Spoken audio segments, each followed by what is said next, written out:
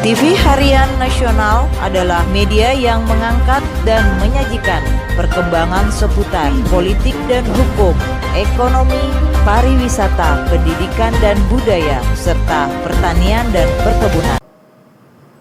Dalam suatu undang-undang, kita anggaplah ini undang-undang perdagangan ya. Setelah undang-undang perdagangan ini ditetapkan oleh undang-undang dan ditetapkan oleh pemerintah dan diberlakukan, muncul peraturan-peraturan pelaksana di bawahnya.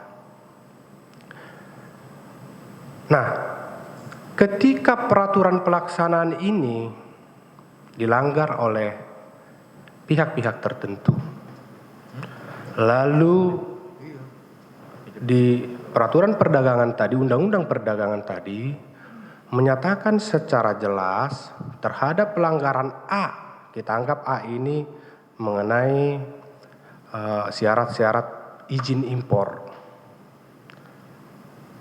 Ditetapkan sanksi terhadap larangan impor tadi atau syarat-syarat impor tadi ketika itu disalahgunakan. Di dalam peraturan yang lebih atas tadi menyatakan secara spesifik sanksinya adalah administrasi. Apakah boleh dibawa lari ke undang-undang lain atau harus merujuk kepada undang-undang itu? Baik, mohon izin yang mulia, kembali lagi Bapak. Kan ini selalu yang dipersoalkan di dalam berbagai perkara-perkara itu ketika ada satu irisan antara ini pelanggaran yang sifatnya administratif atau ini kemudian masuk dalam ranah pidana atau perdata dengan pidana. Jadi tadi kembali lagi Bapak.